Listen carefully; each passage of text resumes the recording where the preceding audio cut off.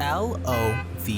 To some, the peak of their life, to some, a stomach parasite. I feel it's something that can bring out the best and the worst in people. You'll see traits and behaviors some may not do or show with their friends, but they will for said individual. Some people who'd rather isolate from friends might just make an exception for said person. It's almost as if they're like a new person and you're learning someone new. Love is extraordinary. It's a feeling truly indescribable, but a synonym to happiness. Love is out of this world. Love is something that can take someone to the stars and back. Stars and back. Stars and back.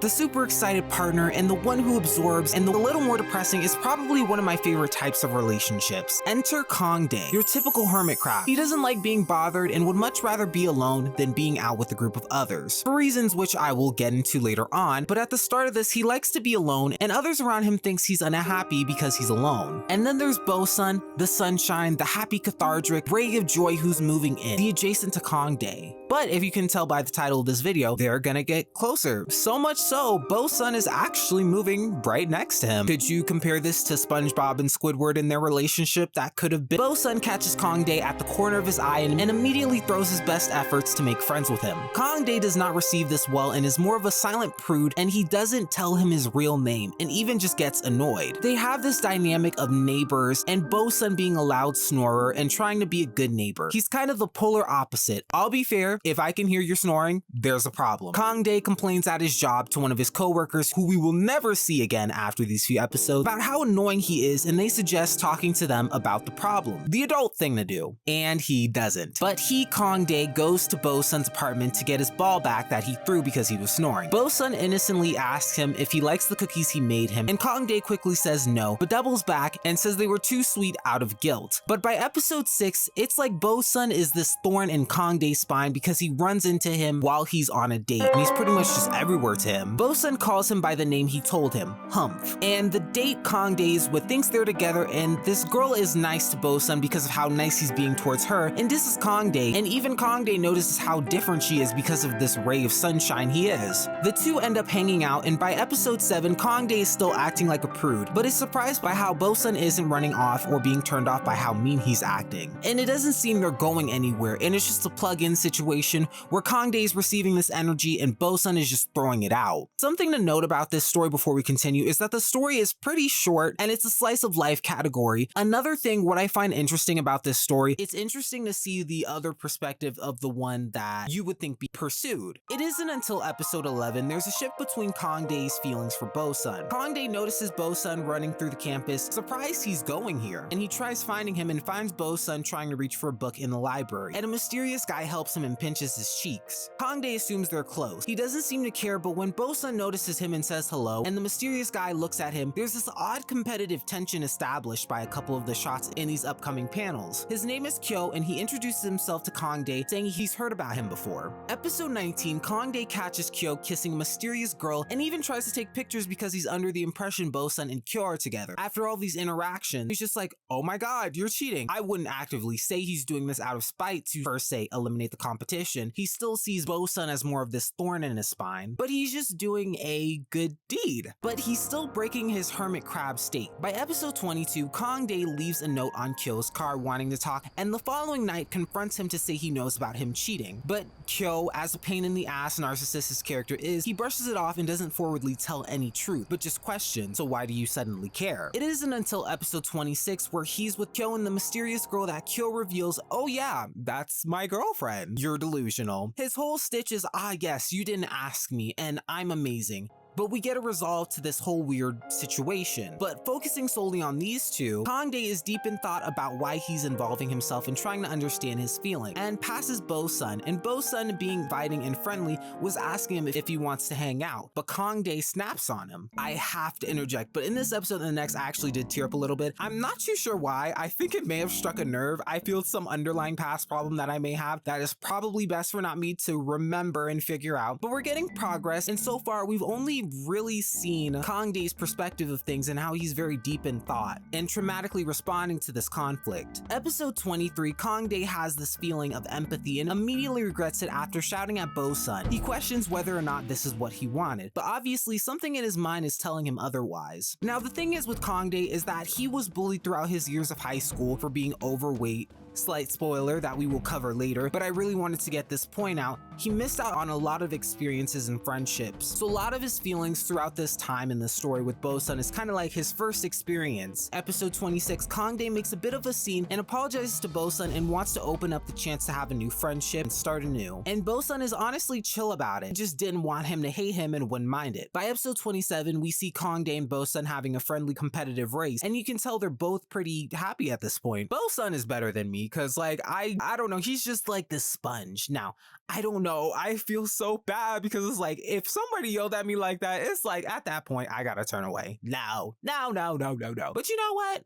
You do you, Bo. Episode 28 through 37, we get more of a sneak peek into KangDae's superstition into having a bad luck spree. KangDae wants to see Hayato Takashi, but because he's doing a book signing and he never does those, but he wasn't able to get tickets and was super bummed out. Boseon, knowing Kyo has his connection, was able to get tickets to it, and they travel out to Osana City. We learn KangDae's favorite novel by him is 100 Years. By episode 31, Boseon shows interest in KangDae's writing after suggesting entering a competition. KangDae doesn't seem remotely interested in participating in those, but he gets flabbergasted but is happy to share his work with Boseon instead. By episode 32, the book signing event gets delayed by 2 hours and KangDae is convinced his string of bad luck he always has begun. Fast forward, he isn't wrong. He gets thrown up on and literally Boseon almost gets hit by a bus trying to get their tickets from flying away, and we just get this cute moment of them. So they end up being unable to go to this book signing, but by a string of luck, they're in a park and they run into the writer, and Boseon gets a signed book for KangDae. And KangDae really appreciates it, and he sends Boseon the stories. Aw.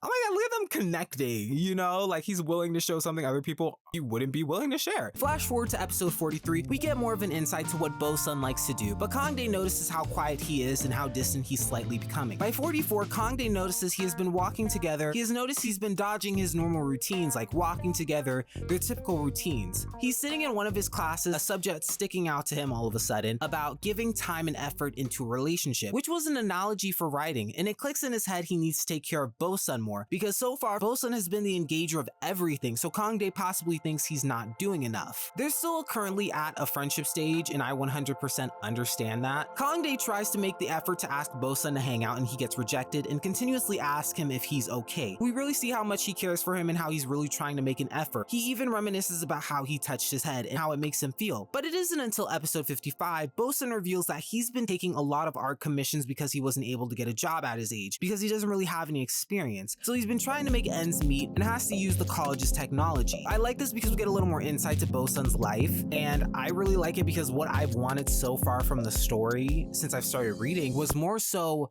of Boseon's perspective. I mean, don't get me wrong, what I said earlier, I do appreciate seeing the one being Pursuit's perspective because it's different, but I still am curious what the pursuer is thinking as well. I do want to know. Maybe later on in the series we'll probably get it more. I'm hoping, looking forward to. But KangDae takes this opportunity to support him because that's what friends do, and actually ends up getting him a drawing tablet. So sweet. Flash forward to episode 59, Boseon reveals to KangDae that he really likes the stories he was writing and actually started drawing sketches of some of the characters and actually compliments his writing. And we get a still shot of them looking deep into each other's eyes beautifully before Kyo and Cindy interrupted. And you could say that's the first time they've really had like a ooh, cute, like, you know, like, ooh, like really like, you know, like cutesy, like, I don't know, not a kiss, but okay, they're on the same wavelength romantically. But from this point on, compliments really start rolling out and we start actually getting some actual traction. By episode 63, KangDae is going with Boseon to Kyo and Cindy's house and having a barbecue to celebrate Boseon's birthday. In his head, he's going over and over how he feels about him, how he has this feeling in his chest that's making him feel sick, and he likes it. So now we can confirm KangDae does have feelings for Boseon at this point. Incoming arc about ghost haunting this college, but I genuinely don't give a fuck about it. I'm sorry.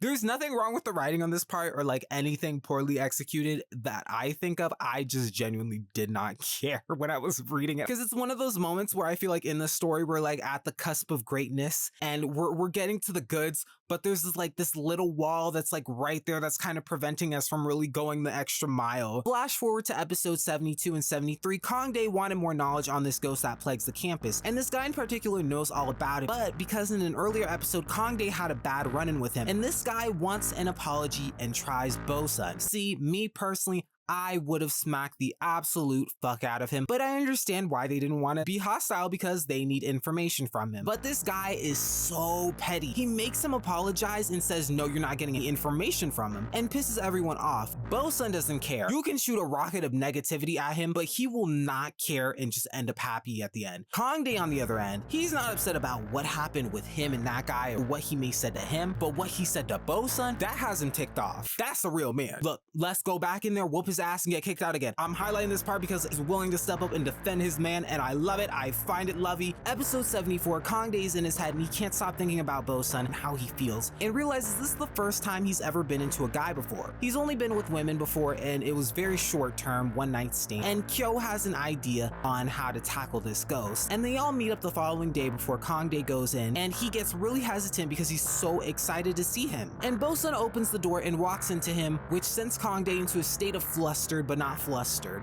And from episode 76 and 78 is when their group has a ghost hunt. But skipping to episode 79, these two are sitting together and Boseon is sketching KangDae, and KangDae asks what he's drawing, and Boseon says it's him and actually says he has a really handsome face. And I don't even think he realized what he was saying, because then KangDae gets flustered, he gets flustered, and it's so cute.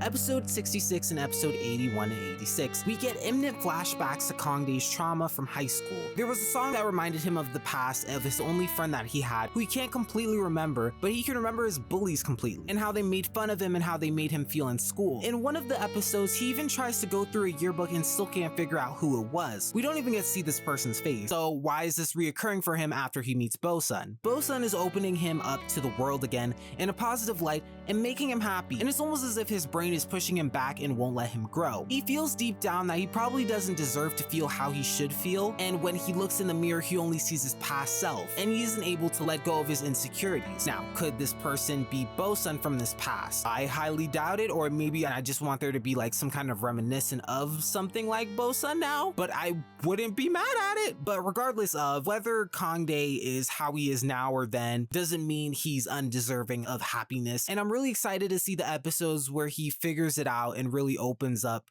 to Boseon about it. Because when they talked about school, Boseon even says they probably would have been friends, but KangDae thinks to himself that they wouldn't have been because he thinks so negatively of himself at this time of his personal appearance. He wouldn't even think they'd be friends because he finds himself so unattractive. Episode 85, after the cute moments of Boseon trying on KangDae's glasses, he's contemplating whether or not he should be open about his feelings and if he would or wouldn't feel the same, but he's so into him, it's tearing at him at this point to say something. He hasn't yet, but we're approaching more recent episodes. On episode 87, Boseon shows KangDae that he's still been working on drawing for his stories that he sent him, and it actually made him really happy because it came out so well. This actually makes KangDae hug him and encourages him to keep going, and it makes it worse for him because now like he's still holding back these feelings, and now it's just like it's getting worse because it's like, you're making me happy, I can show you my private work and you're actually enhancing it. Oh my god. And this is kind of where I want to stop. We're roughly around 90 and nothing really too hectic is happening at the moment. As I look forward to seeing more of Boseon's arc, how KangDae is developing in this story is still very interesting, is the sponge of positivity that can really bring the best out of KangDae. Like I said before, I'm excited to see how they talk about it, because it would be crazy to see if Boseon is really that person who was protecting him back then, and I look forward to seeing them together. Slowly but steady wins the race.